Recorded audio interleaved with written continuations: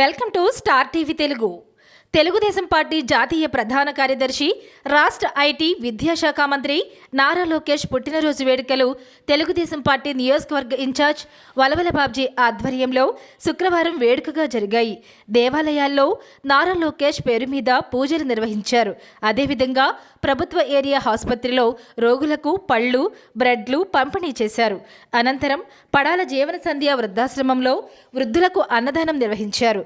అదేవిధంగా కార్యాలయంలో నియోజకవర్గ తెలుగుదేశం పార్టీ శ్రేణుల మధ్య నారా లోకేష్ పుట్టినరోజు పురస్కరించుకుని కేక్ కట్ చేశారు. అనంతరం మహిళలకు చీరలు పంపిణీ చేశారు. ఈ సందర్భంగా వలవల బాబ్జీ మాట్లాడుతూ తెలుగుదేశం పార్టీకి కాబోయే నాయకుడు నారా లోకేష్ అని అన్నారు. ఆయన విద్య, ఐటీ శాఖ మంత్రిగా ఆ శాఖలో విప్లవాత్మక మార్పులు తీసుకువస్తున్నారన్నారు.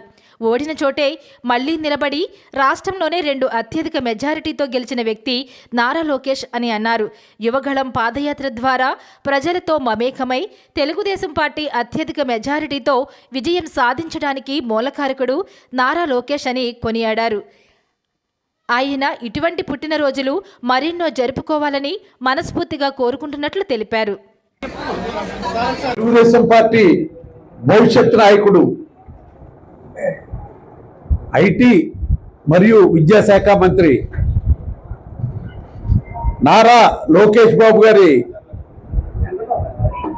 జన్మదినం సందర్భంగా ఈవేళ తెలుగుదేశం పార్టీ మరియు కూటమి ఆధ్వర్యంలో అనేక కార్యక్రమాలు ఏర్పాటు చేయడం జరిగింది. ఈ కార్యక్రమాల్లో భాగంగా దేవాలయాల సందర్శన, అలాగే గవర్నమెంట్ హాస్పిటల్కి రోగులకి రొట్టెలు పళ్ళు పంచిపెట్టడం, అలాగే సర్వమత ప్రార్థన కార్యక్రమం, చీరల పంపిణీ, అలాగే వృద్ధాశ్రమంలో భోజన సదుపాయం, అలాగే లార్డ్ ఆఫ్ లైఫ్ చిన్నపిల్లల అనాథ పిల్లలకి భోజన సదుపాయం, వస్త్రదానం, రిక్షా కార్మికులకి వస్త్రదానం చేయడం, ఇలాగా సంపూర్ణంగా అనేక కార్యక్రమాలు చేసిన పరిస్థితి ఉంది. ముఖ్యంగా లోకేష్ గారు మంగళగిరి ఎంచుకుని, మంగళగిరిలో తెలుగుదేశం పార్టీ ఎప్పుడూ గెలవలేదు, నాతోనే స్టార్ట్ చేయాలన్న ఉద్దేశంతో 2019లో అక్కడ టికెట్ తీసుకోవడం జరిగింది. కొద్దిపాటి మెజార్టీతో అక్కడ ఓటమి చెందడం జరిగింది. అదే నియోజకవర్గాల నుంచి దాదాపు 91,000 మెజార్టీతోటి గెలిచిన వ్యక్తి నారా లోకేష్ బాబు గారు.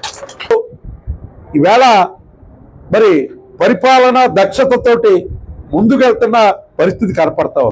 తెలుగుదేశం పార్టీ వ్యవస్థాపకులు నందమూరి తారక రామారావు గారి మనవడు, ఇప్పటి ముఖ్యమంత్రి నారా చంద్రబాబు నాయుడు గారి కుమారుడు, అలాగే సినీ రంగంలో మగుడవలేని మహారాజులా ఉన్న మన నందమూరి బాలకృష్ణ గారి అల్లుడు అయినటువంటి లోకేష్ బాబు గారి యొక్క జన్మదిన వేడుకల్లో బాబ్జీ గారి నాయకత్వంలో దైవ కార్యక్రమాల్లో గాని, సేవా కార్యక్రమాల్లో గాని, ఆయన పుట్టినరోజు తెలిపే విషయాల్లో అనేక రకమైన సేవా కార్యక్రమాలు చేస్తూ తెలుగుదేశం పార్టీ ఆఫీస్ దగ్గర బాబ్జీ గారి యొక్క ఆధ్వర్యంలో ఆయన పుట్టినరోజు వేడుకలను ఏర్పాటు చేయడం, ఏదైతే ఒక శిల్పంగా చెక్కినట్టుగా యువగళం పాదయాత్ర అనే కార్యక్రమాన్ని ఏర్పాటు చేసి ఆంధ్ర రాష్ట్రాన్ని అధికారంలోకి తీసుకొచ్చే దిశగా అహర్నిశలు కష్టపడి ఎవరైతే ఆయన్ని దూషించారో వాళ్లతోటే శభాష్ అని చెప్పుకున్న నాయకుడు ఇప్పటి విద్యాశాఖ మంత్రి నారా లోకేష్ బాబు గారు అని చెప్పి మరొకసారి తెలియజేస్తా ఉన్నా.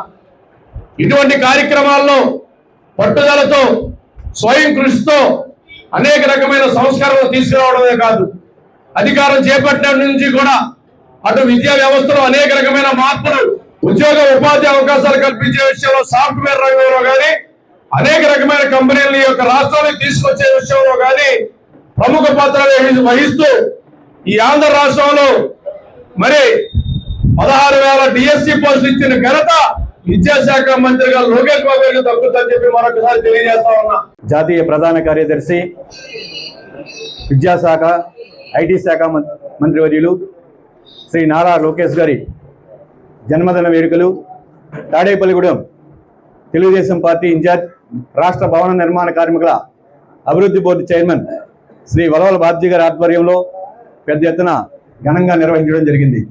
ఈరోజు ఉదయం నుంచి దేవాలయాలు, చర్చిలు, మసీదుకి వెళ్ళి సర్వమత ప్రార్థన చేసి ఆయనకి మరింత ధైర్యంతో మరింత సమర్థవంతంగా పరిపాలన అందించే విధంగా ఆ భగవంతుడు తోడ్పాటు కావాలని చెప్పని దేవాలయాల్లో ప్రార్థన చేయడం జరిగింది. నారా లోకేష్ గారు పార్టీ పగ్గాలు చేపట్టినప్పటి నుంచి కార్యకర్తల సంక్షేమం గురించి పట్టించుకొని సంక్షేమ నిధి ఏర్పాటు చేసి ఎవరైనా యాక్సిడెంట్లో మరణిస్తే కార్యకర్త అన్న వాళ్ళు వారికి 5 లక్షల రూపాయలు కుటుంబానికి సహాయం చేసే విధంగా ఏర్పాటు చేయడం జరిగింది. పార్టీతో పాటు ఇటు ప్రభుత్వ పరంగా కూడా అభివృద్ధి కార్యక్రమాలు, సంక్షేమ కార్యక్రమాలు వినూత్న రీతిలో చేసే విధంగా ఆయన కృషి చాలా ఎక్కువగా ఉంది.